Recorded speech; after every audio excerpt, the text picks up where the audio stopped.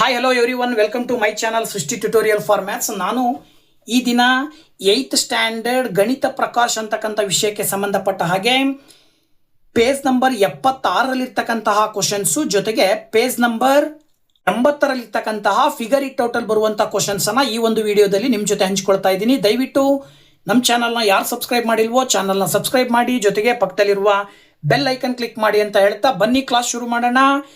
76ನೇ ಪೇಜಲ್ಲಿರುವಂತಹ ಒಂದು questions ಹೇಗಿದ್ದಾವೆ, so ಆ ಕ್ವಶನ್ಗೆ ಆನ್ಸರ್ ಏನು, ಮತ್ತೆ 80th ಪೇಜಲ್ಲಿರುವ ಫಿಗರ್ ಇಟ್ ಔಟ್ ಕ್ವಶನ್ಸ್ನ ಸೊಲ್ಯೂಷನ್ ಹೇಗೆ ಕಂಡುಹಿಡಿಯೋದು ಅನ್ನೋದನ್ನ ತಿಳಿಸ್ಕೊಡ್ತಾ ಇದ್ದೀನಿ. ಸೊ ಬನ್ನಿ ಸ್ಟಾರ್ಟ್ ಮಾಡೋಣ. ನೋಡಿ, 76th ಪೇಜಲ್ಲಿ ಮಯಾನ್ ಸಿಸ್ಟಮಿನ ಆಧಾರದ ಮೇಲೆ ಕೆಳಗಿನ ಪ್ರಶ್ನೆಗಳಿಗೆ ಉತ್ತರವನ್ನು ಹೇಗೆ ಬರೆಯೋದು ಅನ್ನೋದನ್ನ ನಾವು ಈ ಒಂದು ವಿಡಿಯೋದಲ್ಲಿ ನೋಡ್ಕೊಳ್ಬೇಕಾಗತ್ತೆ. ಸೊ ಇದರ ಆಧಾರದ ಮೇಲೆ ಕ್ವಶನ್ಸ್ಗಳನ್ನು ಕೊಟ್ಟಿದ್ದಾರೆ. 77, 100, 360, 721 ಇವುಗಳಿಗೆ ಮಯಾನ್ ಸಿಸ್ಟಮ್ ಅನ್ನು ಬಳಕೆ ಮಾಡಿ ನಾವು ಹೇಗೆ ಆನ್ಸರ್ ಹೇಳ್ಬೋದು ಅಂತ ನೋಡೋದಾದ್ರೆ ನಾವು ಮುಂಚಿತವಾಗಿ ಇದಕ್ಕೆ ಸಂಬಂಧಪಟ್ಟ ಹಾಗೆ ಸಿಂಬಲ್ಗಳನ್ನು ನಾವು ತಿಳ್ಕೊಬೇಕಾಗತ್ತೆ. ಸೊ ಮಯಾನ್ ಸಿಸ್ಟಮ್ ಅಲ್ಲಿ ಬಳಕೆ ಮಾಡುತ್ತಿರುವ ಸಿಂಬಲ್ಗಳು ಯಾವುವು ಅಂತಕ್ಕಂಥದ್ದನ್ನು ನೋಡೋದಾದ್ರೆ ನೋಡಿ, ಇಲ್ಲಿ ಮಯಾನ್ ಸಿಸ್ಟಮ್ ಅಲ್ಲಿ 0 ಬಳಕೆ ಮಾಡ್ತಾರೆ ಅವರು. ಸೊ 0ಗೆ ಈ ಸಿಂಬಲ್ ಅನ್ನ ಬಳಕೆ ಮಾಡಿದ್ರೆ 1ಅನ್ನ ಅವರು ಡಾಟ್ ಅಂತೇಳಿ ಸಿಂಬಲ್ ಅನ್ನ ಬಳಕೆ ಮಾಡ್ತಾರೆ. ಜೊತೆಗೆ 5 ಬರೆಯೋ ಜಾಗದಲ್ಲಿ ಏನ್ ಮಾಡ್ತಾರೆ ಅಂದ್ರೆ ಒಂದು ರೇಖೆಯನ್ನು ಎಳಿತಾರೆ. Okay, straight line. ಸೊ ಈ ಒಂದು ಲೈನ್ ಅನ್ನ 5 ಇರುವ ಜಾಗದಲ್ಲಿ ಬಳಕೆ ಮಾಡ್ತಾರೆ. ಸೊ ಇದರ ಆಧಾರದ ಮೇಲೆ ಕೊಟ್ಟಂತ ಕ್ವಶನ್ಸ್ ನೀವು ಆನ್ಸರ್ನ ಬರಿತಾ ಹೋದ್ರೆ ಮೊದಲನೇ ಕ್ವಶನ್ 77 ಅಂತಿದೆ. ಸೊ ಈ ಒಂದು 77 ಅನ್ನ ಅವರು ಆಕ್ಚುಯಲ್ ಆಗಿ ಏನ್ ಮಾಡ್ತಾರೆ ಅಂತ ಹೇಳಿದ್ರೆ 3 × 20 ಅಂತೇಳಿ ಬರ್ಕೊಳ್ತಾರೆ. ಹೇಗೆ ಬರ್ಕೊಳ್ತಾರೆ ಇದನ್ನ ಅಂತ ಹೇಳಿದ್ರೆ 3 × 20 ಬರೆದ್ರೆ 60 ಆಗ್ಬಿಡುತ್ತೆ. 60 ಹೋದ್ರೆ ಇನ್ನೆಷ್ಟು ಉಳಿತು? 17 ಉಳಿತಲ್ವಾ. ಸೊ ಆ 17ಗೋಸ್ಕರ 1 ಪಕ್ಕದಲ್ಲಿ 17 ಅಂತ ಬರೆದ್ಬಿಟ್ಟು ಇದನ್ನ ಸಿಂಬಲ್ ಅನ್ನ ಬಳಕೆ ಮಾಡಿ ಹೇಳೋದಾದ್ರೆ 20, ಪ್ರತಿ 20ಗೆ ಏನ್ ಮಾಡ್ತಾರೆ ಅವರು ಡಾಟ್ ಅನ್ನ ಇಡ್ತಾರೆ. ಸೊ ಪ್ರತಿ 20ಗೆ ಒಂದು ಡಾಟ್ ಅನ್ನ ಇಡುವುದರ ಆಧಾರದ ಮೇಲೆ ಮೇಲ್ಗಡೆ 3 ಡಾಟ್ ಇಡ್ತಾರೆ. ಯಾಕೆ ಅಂತ ಹೇಳಿದ್ರೆ 3 × 20 ಇರೋದ್ರಿಂದ. ಕೆಳಗಡೆ ಏನ್ ಮಾಡ್ತಾರೆ ಅಂತ ಹೇಳಿದ್ರೆ ಈ ರೀತಿ ಸ್ಟ್ರೈಟ್ ಲೈನ್ಗಳನ್ನ 3 ಸ್ಟ್ರೈಟ್ ಲೈನ್ ಅನ್ನ ಬರೀತಾರೆ. ಅಲ್ಲಿಗೆ ಎಷ್ಟಾಯ್ತು? 20 × 3 ಮಾಡಿದ್ರೆ 60 ಆಯ್ತು. ಸ್ಟ್ರೈಟ್ ಲೈನ್ಸ್ 5 ಅಂತ ಹೇಳಿದ್ರೆ 5ಅನ್ನ ತಗೊಂಡ್ರೆ ಅಂದ್ರೆ ನೀವು 3 ಸ್ಟ್ರೈಟ್ ಲೈನ್ ಹಾಕಿದ್ವಿ ಅಂದ್ರೆ ಎಷ್ಟಾಯ್ತು? ಅಲ್ಲಿಗೆ 15 ಆಗೋಯ್ತು. ಓಕೆ, ಸೊ ಅಲ್ಲಿಗೆ 60 + 15 ಮಾಡಿದ್ರೆ 75 ಆಯ್ತು. ಇನ್ನೆಷ್ಟು ಉಳಿತು? 2 ಉಳಿತು. ಆ 2ಅನ್ನ ಅವರು ಕೆಳಗಡೆ 2 ಡಾಟ್ ಅನ್ನು ಹಾಕೋದ್ರ ಮೂಲಕ ತೋರಿಸ್ತಾರೆ. ಇದು 77 ಅನ್ನ ಮಯಾನ್ ಸಿಸ್ಟಮ್ನ ಆಧಾರದ ಮೇಲೆ ಬರೆದ್ರೆ ಸಿಂಬಲಿಕಲಿ ಈ ರೀತಿ ಬರಿಬೇಕಾಗತ್ತೆ. ಓಕೆ, ಇದೇ ರೀತಿ ನೀವು 100 ಅನ್ನು ಬರೆಯೋದಾದ್ರೆ 100 ಅನ್ನು ಕೂಡ ಅವರು ಏನ್ ಮಾಡ್ತಾರೆ ಅಂದ್ರೆ 5 × 20 ಅಂತ ತಗೊಳ್ತಾರೆ. 5 × 20 ಅಂತ ತಗೊಂಡ್ಬಿಟ್ರೆ 100 ಬಂದ್ಬಿಡ್ತು. ಆಗ ಯೂನಿಟ್ ಪ್ಲೇಸ್ ಅಲ್ಲಿ ಅವ್ರು ಏನನ್ನ ತಗೊಳ್ತಾರೆ ಅಂತ ಹೇಳಿದ್ರೆ 0 × 1 ಅಂದ್ರೆ ಅಲ್ಲಿಗೆ ಅರ್ಥ ಇದು 20 ಬೇಸ್ ಸಿಸ್ಟಮ್ ಅಲ್ಲಿ ಬಳಕೆ ಆಗ್ತಾ ಇರ್ತಕ್ಕಂಥದ್ದು.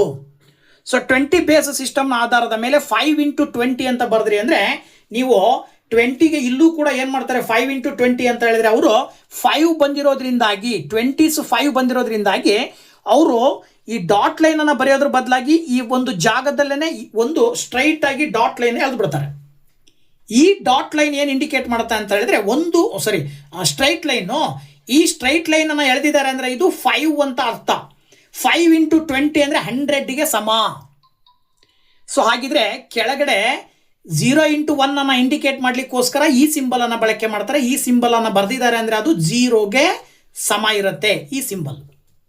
ಓಕೆ, ಸೊ ದಟ್ 100 ಅನ್ನ ಈ ರೀತಿನಲ್ಲಿ ಬರೀಬಹುದು. ಇನ್ನು 361 ಇದೆ. ಈ 361 ಅನ್ನ ನೆಕ್ಸ್ಟ್ 20 ಆಧಾರದ ಮೇಲೆ ಹೇಳೋದಾದ್ರೆ ನೆಕ್ಸ್ಟ್ ಅಲ್ಲಿ ಏನ್ ಬರುತ್ತೆ ಅಂತ ಹೇಳಿದ್ರೆ 1 × 360 ಅಂತ ಬರ್ಕೊಳ್ಬಹುದು ನಾವು. +0 × 20 ಅಂತ ಬರೀಬಹುದು. +1 × 1. ಇದು ಮಯಾನ್ ಸಿಸ್ಟಮಿನ ಆಧಾರದ ಮೇಲೆ ಬೇಸ್ 20 ಸಿಸ್ಟಮಿನ ಆಧಾರದ ಮೇಲೆ ಬರೆದಿರ್ತಕ್ಕಂಥದ್ದು. ಇದರ ಆಧಾರದ ಮೇಲೆ 1 × 360 ಆಗಿರೋದ್ರಿಂದ ಏನ್ ಮಾಡ್ತಾರೆ ಅವರು 1 × 360 ಅಂತ ಹೇಳಿದ್ರೆ ಡಾಟ್ ಅನ್ನ ಬಳಕೆ ಮಾಡ್ತಾರೆ 1ಗೆ. ಹಾಗಾಗಿ ಮೇಲ್ಗಡೆ ಒಂದು ಡಾಟ್ ಬರೆದು 0 × 20 ಇರೋದ್ರಿಂದ 0ದ ಸಿಂಬಲ್ ಇದಿರೋದ್ರಿಂದ ಇಲ್ಲಿ ಮಧ್ಯದಲ್ಲಿ ಈ ಸಿಂಬಲ್ ಅನ್ನ ಬಳಕೆ ಮಾಡ್ತಾರೆ.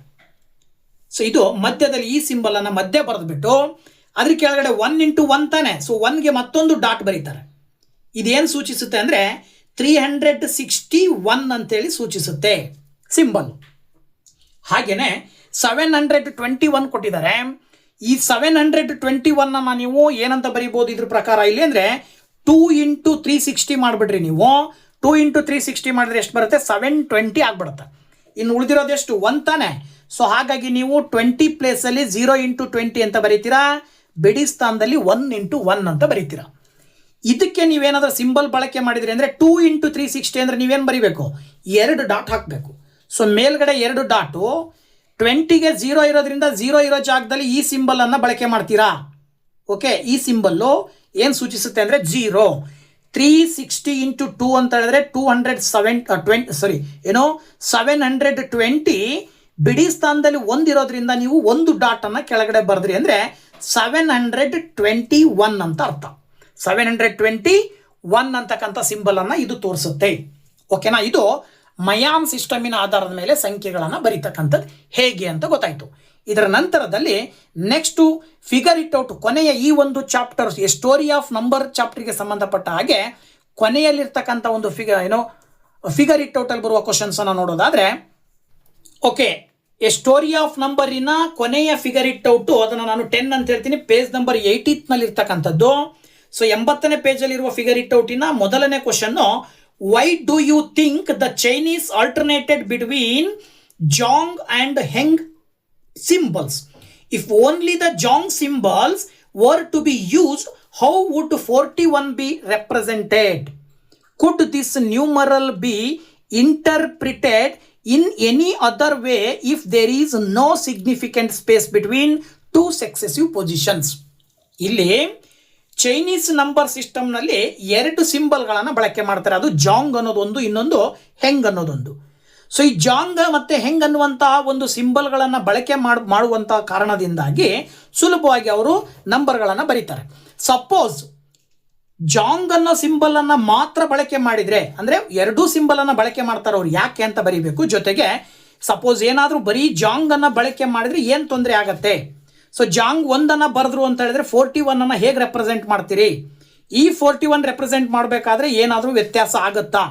ಅಲ್ಲಿ ಸಪೋಸ್ ಏನಾದರೂ ಆ ಒಂದು ಸ್ಪೇಸ್ ಬಿಡದೇ ಇದ್ದರೆ ಯಾವ ರೀತಿಯಲ್ಲಿ ಪೊಸಿಷನಿನ ಒಂದು ಬೆಲೆ ಚೇಂಜ್ ಆಗುತ್ತೆ ಅನ್ನೋದನ್ನು ಕೇಳಿದ್ದಾರೆ ಅವರು.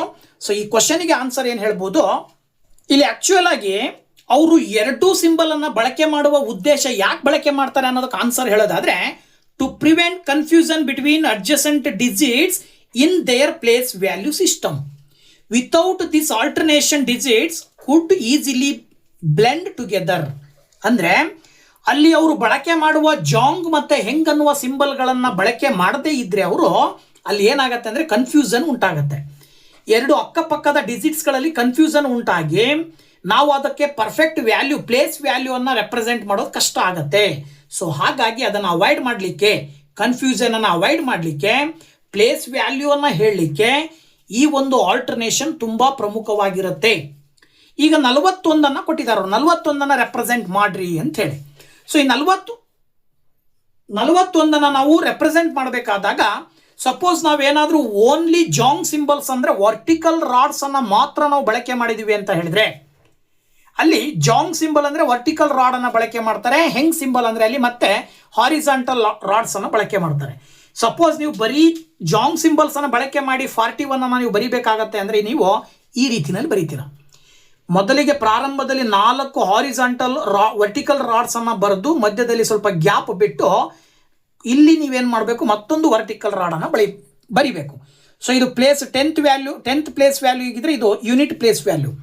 ಸ್ಪೇಸ್ ಬಿಟ್ಟು ಬರೆದ್ರೆ ಇದನ್ನು 41 ಅಂತ ಓದ್ತೀವಿ. ಸಪೋಸ್ ಇಲ್ಲಿ ಸ್ಪೇಸ್ ಇಲ್ಲದೆ ಬರೆದ್ಬಿಟ್ವಿ ಅಂತ ಹೇಳಿದ್ರೆ ಇದನ್ನು ಓದಬೇಕಾದಾಗ 41 ಅಂತ ಓದ್ಲಿಕ್ಕೆ ಬರಲ್ಲ, ಏನಂತ ಓದಬೇಕಾಗತ್ತೆ, 5 ಅಂತೇಳಿ ಓದಬೇಕಾಗತ್ತೆ. ಸೊ ಅದನ್ನೇ ಕೊಟ್ಟಿರೋದವ್ರು. ಸಪೋಸ್ ಹಂಗೆ ಏನಾದರೂ ಮಾಡಿದ್ರೆ ಏನು ತೊಂದರೆ ಆಗುತ್ತೆ ಅಂದರೆ ನೋಡಿ, without a significant space or alternation, ಅಲ್ಲಿ ಏನಾದರೂ ಸಿಗ್ನಿಫಿಕೆಂಟ್ ಸ್ಪೇಸ್ ಬಿದ್ದಿಲ್ಲ ಅಥವಾ ಆಲ್ಟರ್ನೇಷನ್ ಮಾಡಲಿಲ್ಲ ಅಂದರೆ could not be misinterpreted as the number 5, ಅದನ್ನು ಅವರು 5 ಅಂತೇಳಿ ತಿಳ್ಕೊಂಡ್ಬಿಡ್ತಾರೆ. ಸೊ ಅಥವಾ ಈ ಸಪೋಸ್ ಇನ್ 32 ಅಂತಿದೆ ಅಂತ ತಿಳ್ಕೊಳ್ರಿ. 32ನಲ್ಲಿ ಏನು ಮಾಡಬೇಕಾಗತ್ತೆ, ಇಲ್ಲಿ 3 ಬರೆದು ಸ್ಪೇಸ್ ಬಿಟ್ಟು 2 ವರ್ಟಿಕಲ್ ರಾಡ್ಸನ್ನು ಬರೀಬೇಕು. ಇಲ್ಲಿ ಏನಾದ್ರು ಸ್ಪೇಸ್ ಬಿಡಲಿಲ್ಲ ಅಂದರೆ ಏನಾಗ್ಬಿಡುತ್ತೆ, ಅದು 5 ಆಗಿಬಿಡುತ್ತೆ. So that the depending on how the rods var grouped, ಅಲ್ಲಿ ರಾಡ್ಸ್ಗಳನ್ನು ನೀವು ಹೇಗೆ ಗ್ರೂಪ್ ಮಾಡ್ತೀರಿ ಅನ್ನೋದ್ರ ಮೇಲೆ ಡಿಪೆಂಡ್ ಆಗಿರುತ್ತೆ. ಸಪೋಸ್ ನೀವೇನಾದರೂ ಹೆಂಗ್ ಅನ್ನುವ ಸಿಂಬಲ್ ಬಳಕೆ ಮಾಡದೇ ಇದ್ರೂ ಕೂಡ, ಜಾಂಗ್ ಸಿಂಬಲನ್ನು ಬಳಕೆ ಮಾಡಿದರೂ ಕೂಡ ಅಲ್ಲಿ ನೀವು ಬರೆಯೋದ್ರ ಮೇಲೆ ಡಿಪೆಂಡ್ ಆಗಿರುತ್ತೆ. ಆ ರಾಡ್ಸನ್ನು ಗ್ರೂಪಿಂಗ್ ಮಾಡೋದ್ರ ಮೇಲೆ ಡಿಪೆಂಡ್ ಆಗಿರುತ್ತೆ. ಗ್ರೂಪ್ಗಳ ಮಧ್ಯೆ ಸ್ಪೇಸ್ ಬಿಡೋದ್ರ ಮೇಲೆ ಡಿಪೆಂಡ್ ಆಗಿರುತ್ತೆ ಅಂಥೇಳಿ ಆನ್ಸರ್ನ ಬರಿಬೇಕಾಗತ್ತೆ. ಹಾಗೆ ನೆಕ್ಸ್ಟ್ ಕ್ವಶನ್ ನಂಬರ್ 2 ಹೇಳುತ್ತೆ, form a base two place value system using ukasar and urapon as the digits, compare this system with that of the Gumulgals ಅಂತ ಕೊಟ್ಟಿದ್ದಾರೆ. ನಾವು ಗುಮುಲ್ ಗರ್ಲ್ಸ್ ಸಿಸ್ಟಮ್ ಅಲ್ಲಿ ನೋಡಿದ್ದೀವಿ, ಉಕಸಾರ್ ಮತ್ತೆ ಉರಪಾನ್ ಅಂತಕ್ಕಂಥ ಪದಗಳು ಬಂದಿದ್ದು. ಉಕಸಾರ್ನ ಬೆಲೆ 2, ಉರಪಾನಿನ ಬೆಲೆ 1 ಅಂತ ಹೇಳಿ. ಇಲ್ಲಿ ಅದೇ 2 ಪದಗಳನ್ನು ಬಳಕೆ ಮಾಡಿಕೊಂಡು ಬೇಸ್ ಟು ಸಿಸ್ಟಮ್ ಅನ್ನ ತಯಾರು ಮಾಡಿಬಿಟ್ಟು ಈ ಒಂದು ಬೇಸ್ ಟು ಸಿಸ್ಟಮ್ಗೂ ಗುಮಲ್ ಗರ್ಲ್ಸ್ ನಲ್ಲಿರುವಂತಹ ಸಿಸ್ಟಮ್ಗೂ ಏನಾದರೂ ಕಂಪೇರ್ ಮಾಡಿಬಿಟ್ಟು ಏನು ವ್ಯತ್ಯಾಸ ಇದೆ ಅನ್ನೋದನ್ನ ತಿಳಿಸ್ರಿ ಅಂತೇಳಿ ನಿಮಗೆ 2ನೇ ಕ್ವಶನ್ ಅಲ್ಲಿ ಕೊಟ್ಟಿದ್ದಾರೆ. ಸೊ ನೋಡಿ, ಇಲ್ಲಿ ನಾವೇನಾದರೂ ಅವ್ರು ಹೇಳುವ ಪ್ರಕಾರ ಬೇಸ್ ಟು ಸಿಸ್ಟಮ್ಗೆ ಉಕಸಾರ್ ಮತ್ತೆ ಉರಪಾನನ್ನ ನೀವು ಆಯ್ಕೆ ಮಾಡ್ಕೊಂಡ್ರಿ ಅಂತ ಹೇಳಿದ್ರೆ ಬೇಸ್ ಟು ಸಿಸ್ಟಮ್ ಅಲ್ಲಿ ಬರುವ ಅಂಕಿಗಳು 2, 0 ಮತ್ತೆ 1. ಹಾಗಾಗಿ ಉರಪಾನನ್ನ 0 ಅಂತ ತಗೊಳ್ರಿ, ಉಕಸಾರನ್ನ 1 ಅಂತ ತಗೊಳ್ರಿ. ಸಪೋಸ್ ನೀವು 3 ಬರೀಬೇಕು ಅಂತ ಹೇಳಿದ್ರೆ ಅಲ್ಲಿ ಏನು ಲ್ಯಾಂಡ್ ಮಾರ್ಕ್ ಬರೀತೀರಿ. ಬೇಸ್ ಟು ಸಿಸ್ಟಮ್ ಅಲ್ಲಿ 1, 2, 4, 8 ಈ ತರ ಬರ್ತಾ ಹೋಗುತ್ತೆ. ಮಲ್ಟಿಪಲ್ಸ್ ಆಫ್ 2 ಅನ್ನ ಬರೀತೀರಿ. ಇದ್ರ ಆಧಾರದ ಮೇಲೆ ನೀವು 3 ಏನಂತ ತಗೊಳ್ಬೋದು ಅಂತ ಹೇಳಿದ್ರೆ 1 ಇಂಟು ಎಷ್ಟು ತಗೊಳ್ಬೋದು ಅಂತ ಹೇಳಿದ್ರೆ 3 ನೀವು ಇಲ್ಲಿ ಸುಲಭವಾಗಿ 2 ಅಂತ ತಗೊಳ್ತೀರಾ. 1 ಇಂಟು 2 ಮಾಡಿದ್ರೆ 2 ಬರುತ್ತೆ, ಪ್ಲಸ್ 1 ಇಂಟು 1 ಅಂತ ತಗೊಳ್ತೀರಾ. ಸೊ ಹಾಗಿದ್ರೆ ಈ 3 ನೀವು ಬೇಸ್ ಟು ಸಿಸ್ಟಮ್ ಅಲ್ಲಿ ಬರೀಬೇಕಾದ್ರೆ ಈ 1 ಮತ್ತೆ ಈ 1 ಆಯ್ಕೆ ಮಾಡ್ತೀರಾ. ಏನು ಬರುತ್ತೆ ಆನ್ಸರ್ ಅಲ್ಲಿಗೆ 1, 1 ಬೇಸ್ 2 ಅಂತ ಬರೀಬೇಕಾಗತ್ತೆ. ಇದಕ್ಕೆ ನೀವು ಸಿಂಬಲ್ ಬಳಕೆ ಮಾಡಿದ್ರಿ ಅಂತ ಹೇಳಿದ್ರೆ 1, 1 ಬರೀಬೇಕಂದ್ರೆ ನೀವು ಉಕಸಾರ್ ಅಂತ ಬರೀಬೇಕು. ಓಕೆನಾ? ಸೊ 3ಗೆ ನೀವು ಉಕಸಾರ್ ಅಂತ ಬರೀತೀರಾ. ಇದನ್ನೇ ನೀವು ಗುಮಲ್ ಗರ್ಲ್ ಸಿಸ್ಟಮ್ ಅಲ್ಲಿ ಹೇಳಬೇಕು ಅಂತ ಹೇಳಿದ್ರೆ ಉಕಸಾರ್ ಅಂದ್ರೆ ಉಕಸಾರ್ನ ವ್ಯಾಲ್ಯೂ ನೋಡಿ, ಉಕಸಾರ್ ಅಂತಕ್ಕಂಥದ್ದು ಏನಾದರೂ ಸಿಂಬಲ್ ಬಂದಿತ್ತು ಅಂದ್ರೆ ನಮಗೆ ಗೊತ್ತು ಉಕಸಾರ್ನ ಸಿಂಬಲ್ನ ಬೆಲೆ 2. ಇದ್ರ ಆಧಾರದ ಮೇಲೆ ಉಕಸಾರ್ ಅಂತ ಹೇಳಿದ್ರೆ ಇದ್ರ ಅರ್ಥ ಏನು ಬರುತ್ತೆ, 4 ಬಂದ್ಬಿಡುತ್ತೆ. ಬೇಸ್ ಟು ಸಿಸ್ಟಮ್ ಅಲ್ಲಿ 3ಗೆ ನಾವು ಉಕಸಾರ್ ಅಂತ ಬರಿತೀವಿ. ಅದೇ ಗುಮಲ್ ಗರ್ಲ್ ಸಿಸ್ಟಮ್ ಅಲ್ಲಿ ಉಕಸಾರ್ ಅಂದ್ರೆ ಅದರ ಬೆಲೆ ಎಷ್ಟು ಬರುತ್ತೆ, 4. So this is the difference between the base two system and Gumulgal system. ಈಗ ನೀವು ಹಾಗಿದ್ರೆ 3 ನೀವು ಗುಮಲ್ ಗರ್ಲ್ ಸಿಸ್ಟಮ್ ಅಲ್ಲಿ ಬರೆಯೋದಾದ್ರೆ ಬೇಸ್ ಟು ಸಿಸ್ಟಮ್ ಅಲ್ಲಿ ಬರೆದ್ರೆ ಈ ರೀತಿ ಬರುತ್ತೆ. ಇದೇ 3 ಗುಮಲ್ ಗರ್ಲ್ ಸಿಸ್ಟಮ್ ಅಲ್ಲಿ ಬರೀಬೇಕಾದಾಗ ಏನಂತ ಬರೀಬೇಕಾಗತ್ತೆ, ಉಕಸಾರ್ ಅಂದ್ರೆ 2, ಉರಪಾನ್ ಅಂದ್ರೆ 1 ತಾನೇ ಅಲ್ಲಿ. ಅದರ ಆಧಾರದ ಮೇಲೆ ಈ ಒಂದು 3 ನಾವೇನಂತ ಬರೀತೀವಿ, ಉಕಸಾರ್ ಉರಪಾನ್ ಅಂತೇಳಿ ಬರೆದ್ಬಿಡ್ತೀವಿ. ಇದು ಗುಮಲ್ ಗರ್ಲ್ ಸಿಸ್ಟಮ್ ಅಲ್ಲಿ ಬರೆದಾಗ ಉಕಸಾರ್ ಉರಪಾನ್ ಆಗುತ್ತೆ. ಓಕೆ, ಇದೇ 3 ಬೇಸ್ ಟು ಸಿಸ್ಟಮ್ ಅಲ್ಲಿ ಬರೆದ್ವಿ ಅಂದ್ರೆ ಉಕಸಾರ್ ಆಗ್ಬಿಡುತ್ತೆ. ಹಾಗಾಗಿ ನಾವು ಉಕಸಾರ್ ಉರಪಾನ್ ಅಂತಕ್ಕಂಥದ್ದನ್ನ 2 ತಗೊಂಡು ಬೇಸ್ ಟು ಸಿಸ್ಟಮ್ ಅಲ್ಲಿ ಅದನ್ನು ಅಪ್ಲೈ ಮಾಡಲಿಕ್ಕೆ ಸಾಧ್ಯ ಇಲ್ಲ. ಓಕೆ, ಹಾಗೆ ನೆಕ್ಸ್ಟ್ ಕ್ವಶನ್ ನಂಬರ್ 3 ಹೇಳುತ್ತೆ, where in your daily lives and in which professions do the Hindu numerals and 0 play an important role? How might our lives have been different if our number system and 0 had not been invented or conceived of ಅಂತ ಕೊಟ್ಟಿದ್ದಾರೆ. Question clear ಆಗಿ ಅರ್ಥ ಆಯ್ತು ಅನ್ಕೊಂಡಿದ್ದೀನಿ. ನಮ್ಮ ದಿನನಿತ್ಯ ಜೀವನದಲ್ಲಿ Hindu number system ಮತ್ತೆ 0 ಹೇಗೆ ಬಳಕೆ ಮಾಡ್ತೀವಿ ಗೊತ್ತಿದೆ ನಿಮಗೆ. ಅದರ ರೂಲ್ ಏನು ಅನ್ನೋದು ನಮಗೆ ಗೊತ್ತು. ಅದನ್ನ ಕೇಳಿದಾರ ಆ ರೂಲ್ ಏನು ಅಂತ ಬರೀರಿ ಅಂತೇಳಿ. ಜೊತೆಗೆ ಮುಂದುವರೆದು ಮತ್ತೇನು ಕೇಳಿದರೆ, ಸಪೋಸ್ ಹಿಂದೂ ನ್ಯೂಮರಲ್ಸ್ ಇಲ್ಲದೆ ಅಂದರೆ 0, 1, 2, 3 ಇಲ್ಲದೆ 0 ಇಲ್ಲದೆ ಇದ್ದಿದ್ರೆ ನಮ್ಮ ಜೀವನ ಶೈಲಿ ಹೇಗಿರ್ತಿತ್ತು. ಓಕೆ, ಸೊ ಇವೆರಡು ಕ್ವಶನ್ ಒಂದರಲ್ಲೇ ಇದೆ. ಇದಕ್ಕೆ ಆನ್ಸರ್ನ ನಾವು ಬರೀಬೇಕು. ಹೇಗೆ ಅಂತ ನೋಡೋಣ. ಓಕೆ ನೋಡಿ, ಇಲ್ಲಿ ಆ್ಯಕ್ಚುಲಿ ನಾವು ಇದನ್ನು ಊಹೆ ಕೂಡ ಮಾಡ್ಲಿಕ್ಕೆ ಆಗೋದಿಲ್ಲ. 0 ಮತ್ತೆ ಹಿಂದೂ ನ್ಯೂಮರಲ್ಸ್ಗಳು ಇಲ್ಲದೆ ಇದ್ದರೆ ನಮ್ಮ ಜೀವನದಲ್ಲಿ ಯಾವುದೇ ರೀತಿಯಾದಂತಹ ವಿಷಯಗಳನ್ನು ತಿಳಿಲಿಕ್ಕೆ ಕಲಿಲಿಕ್ಕೆ ನಾವು ಜೀವನವನ್ನು ಮುಂದುವರಿಸಲಿಕ್ಕೆ ಅಸಾಧ್ಯವಾಗಿರ್ತಕ್ಕಂಥದ್ದು. ನೋಡಿ, ಸಾಮಾನ್ಯವಾಗಿ ಇವುಗಳನ್ನು ಎಲ್ಲೆಲ್ಲಿ ಬಳಕೆ ಮಾಡ್ತೀವಿ ನಿಮಗೆಲ್ಲರಿಗೂ ಕೂಡ ಗೊತ್ತಿದೆ. ಏನೋ ವಿ ಯೂಸ್ ದೆಮ್ ಎವ್ರಿವೇರ್. ಎಂಜಿನಿಯರ್ಗಳಲ್ಲಿ ಬಳಕೆ ಮಾಡ್ತಾರೆ, ಟೆಕ್ನಾಲಜಿನಲ್ಲಿ ಬಳಕೆ ಮಾಡ್ತೀವಿ. ಇನ್ನು ಕಾಂಪ್ಲೆಕ್ಸಲ್ಲಿ ಅಂದರೆ ಕ್ಯಾಲ್ಕುಲಸ್ಸು, ಆಲ್ಜಿಬ್ರಾ ಲೈಕ್ ಬೇರೆ ಬೇರೆ ಹಲವಾರು ವಿಷಯಗಳಿಗೆ ನಾವು ಏನು ಮಾಡ್ತೀವಿ, ಹಿಂದೂ ನ್ಯೂಮರಲ್ಸ್ ಮತ್ತು 0ಗಳನ್ನು ಬಳಕೆ ಮಾಡ್ತಿದ್ದೀವಿ. ಓಕೆ, ಸಪೋಸ್ ಈ ಏನಾದರೂ ಇಲ್ಲದೆ ಇದ್ದಿದ್ರೆ ಅಂತ ಕೇಳಿದ್ದಾರೆ. So without concept of 0 and A place value system complex mathematics would be nearly impossible. ಏನಾದರೂ ಇವೆರಡು ಇಲ್ದಿದ್ದರೆ ನಾವೇನು ಕಾಂಪ್ಲೆಕ್ಸ್ ಆಲ್ಜಿಬ್ರೈಕ್ ಕಾನ್ಸೆಪ್ಟು ಮತ್ತು ಕ್ಯಾಲ್ಕುಲಸ್ ಕಾನ್ಸೆಪ್ಟು, ಸ್ಟ್ಯಾಟಿಸ್ಟಿಕ್ಸ್ ಇವುಗಳ ಬಗ್ಗೆ ಏನು ಮಾತಾಡ್ತೀವಿ, ಇವು ಯಾವುದು ಕೂಡ ಅಸಾಧ್ಯ. ಕೇವಲ ಬೆರಳೆಣಿಕೆಯ ಆಧಾರದ ಮೇಲೆ ನಾವು ವಸ್ತುಗಳನ್ನು ಎಣಿಕೆ ಮಾಡಬೇಕಾಗಿತ್ತು ಅಷ್ಟೇ. ಮುಂದುವರಿದ ಯಾವ ಒಂದು ವಿಷಯಗಳು ಕೂಡ ನಾವು ಕಲೀಲಿಕ್ಕೆ ಆಗ್ತಿರ್ಲಿಲ್ಲ. ಪ್ರಸ್ತುತದಲ್ಲಿ ಕ್ಯಾಲ್ಕುಲಸ್ ಅಂತ ಹೇಳಿದ್ರೆ ಅದರಲ್ಲಿ ಇಂಟಿಗ್ರೇಷನ್ ಕಲಿತೀವಿ, ಟ್ರಿಗ್ನಾಮೆಟ್ರಿ ಕಲಿತೀವಿ, ಆಲ್ಜಿಬ್ರಾ ಕಲಿತೀವಿ, ಹಾಗೆಯೇ ಏನು ಜಿಯೋಮೆಟ್ರಿಗೆ ಸಂಬಂಧಪಟ್ಟಂತೆ ಕಲಿತೀವಿ, ಏರಿಯಾಸ್ಗೆ ಸಂಬಂಧಪಟ್ಟಂಗೆ ಕಲಿತೀವಿ, ವಾಲ್ಯೂಮ್ ಕಲಿತೀವಿ, ಶೇಪ್ಗಳ ಬಗ್ಗೆ ತಿಳ್ಕೊತೀವಿ. ಇವೆಲ್ಲ ವಿಷಯಗಳು ಅಸಾಧ್ಯವಾಗಿರ್ತಿದ್ವು ಯಾವಾಗ ಹಿಂದೂ ನ್ಯೂಮರಲ್ಸ್ಗಳು ಇಲ್ಲದೆ ಇದ್ದಿದ್ರೆ, ಝೀರೋ ಇಲ್ಲದೆ ಇದ್ದಿದ್ರೆ. ಹಾಗಾಗಿ ಇದ್ರ ಜೊತೆಗೆ ಮತ್ತೆ ಮುಂದುವರೆದ್ಬಿಟ್ಟು ಕ್ಯಾಲ್ಕುಲೇಷನ್ಸ್ ವುಡ್ ಬಿ ಸ್ಲೋ, ತುಂಬ ನಿಧಾನಗತಿನಲ್ಲಿ ನಾವು ಲೆಕ್ಕಾಚಾರವನ್ನು ಮಾಡಬೇಕಾಗ್ತಿತ್ತು. And cumbersome much like using Roman numerals for long division and then hindering technological and scientific progress. ಈ ಥರದ ಯಾವುದೇ ಒಂದು ಸೈಂಟಿಫಿಕ್ ಪ್ರೋಗ್ರೆಸ್ಸಲ್ಲಿ, ಟೆಕ್ನಾಲಜಿಗಳಲ್ಲಿ ನಾವು ಲಾಂಗ್ ಡಿವಿಷನ್ಗಳ ಸಂದರ್ಭದಲ್ಲಿ ನಾವು ಏನು ಮಾಡಬೇಕಾಗುತ್ತೋ ಅಂದರೆ ಈ ರೋಮನ್ ನಂಬರ್ಸ್ಗಳನ್ನು ಬರಿತೀವಲ್ಲ ನಾವೀಗ, ಆ ರೋಮನ್ ನಂಬರ್ಸ್ಗಳನ್ನು ಬರೆಯುವ ರೀತಿಯಲ್ಲಿ ಬರಿಬೇಕಾಗ್ತಿತ್ತು. ಏನಾದರೂ ನಮಗೆ ಹಿಂದೂ ನ್ಯೂಮರಲ್ಸು 1 2 3 4 5 ಜೊತೆಗೆ 0 ಇವ್ಯಾವೂ ಇಲ್ಲ ಅಂದಿದ್ರೆ I, II, III, IV ಇವೇನು ರೋಮನ್ ನಂಬರ್ಸ್ ಬರಿತೀವಲ್ಲ, ಈ ಥರದಲ್ಲಿ ಯಾವುದೋ ಸಿಂಬಲ್ಗಳನ್ನು ಬಳಕೆ ಮಾಡಿ ನಾವು ಬರಿಬೇಕಾಗ್ತಿತ್ತು. ಸೊ ಇದನ್ನು ನಾವು ಇದರ ಆಧಾರದ ಮೇಲೆ ನಾವು ಹೇಳ್ಬೋದು ಹಿಂದೂ ನ್ಯೂಮರಲ್ಸು ಮತ್ತು 0 ತುಂಬ ಪ್ರಮುಖವಾದ ಪಾತ್ರವನ್ನು ನಮ್ಮ ಜೀವನದಲ್ಲಿ ವಹಿಸುತ್ತದೆ.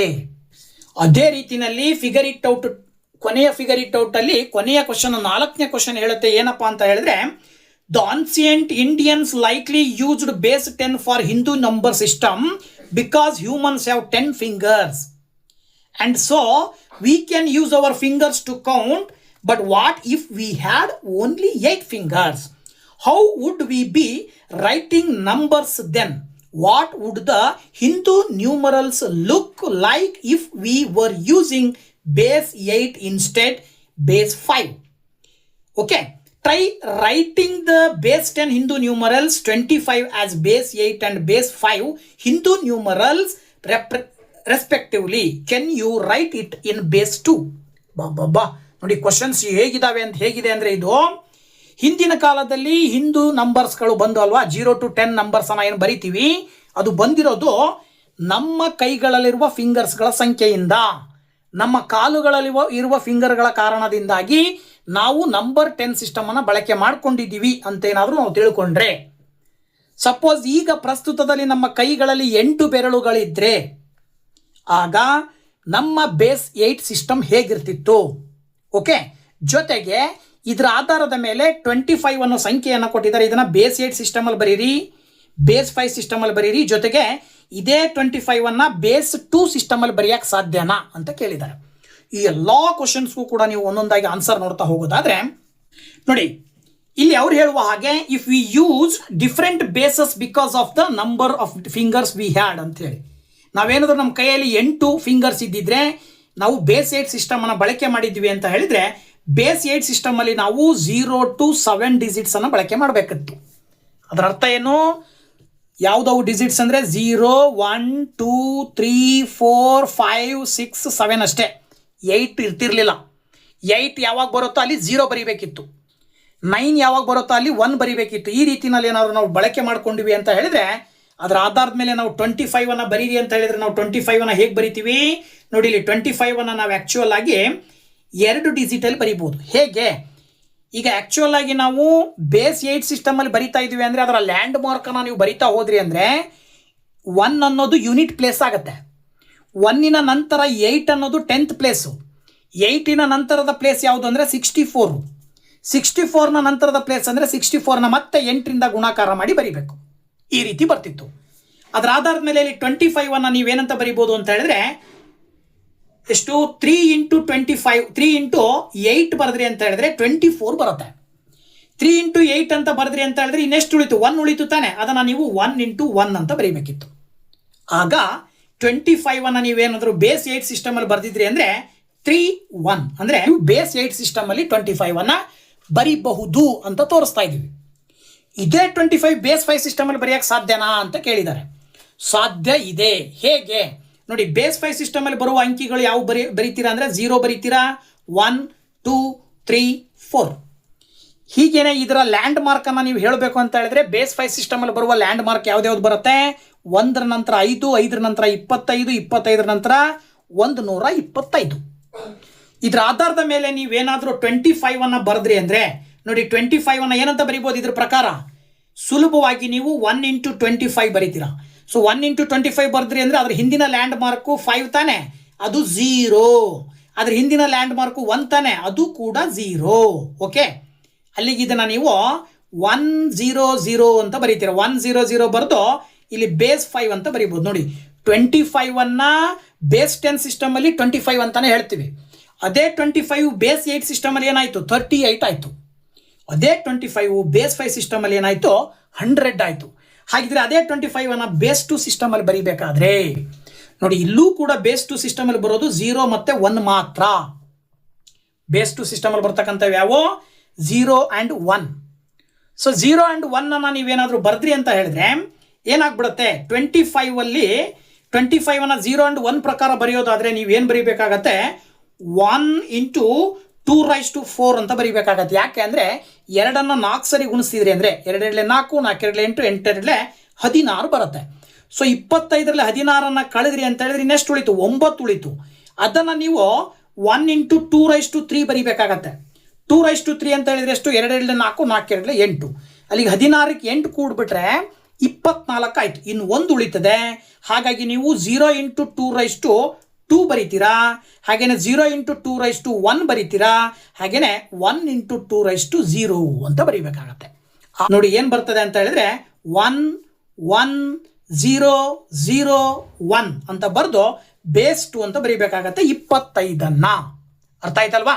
ಸೊ ಈ ರೀತಿನಲ್ಲಿ ಈ ಒಂದು ವಿಡಿಯೋದಲ್ಲಿ ಫಿಗರ್ ಇಟ್ ಔಟ್ 80ನೇ ಪೇಜಲ್ಲಿ ಬರ್ತಕ್ಕಂಥದ್ದು ಮತ್ತು ಅದ್ರ ಹಿಂದೆ 76ನೇ ಪೇಜಲ್ಲಿ ಬರ್ತಕ್ಕಂತಹ ಮಯಾನ್ ಸಿಸ್ಟಮಿಗೆ ಸಂಬಂಧಪಟ್ಟಂತಹ ಕ್ವಶನ್ಸ್ ಏನು ಇದ್ವೋ ಆ ಕ್ವಶನ್ಸನ್ನು ಕೂಡ ಈ ಒಂದು ವಿಡಿಯೋದಲ್ಲಿ ಸೊಲ್ಯೂಷನನ್ನು ತಿಳಿಸ್ಕೊಟ್ಟಿದ್ದೀನಿ. ಸೊ ವಿಡಿಯೋ ಇಷ್ಟ ಆದರೆ ಲೈಕ್ ಮಾಡಿ, ಶೇರ್ ಮಾಡಿ, ಹಾಗೆ ಕಮೆಂಟ್ ಮಾಡಿ ಅಂತ ಹೇಳ್ತಾ once again thank you very much. Bye bye.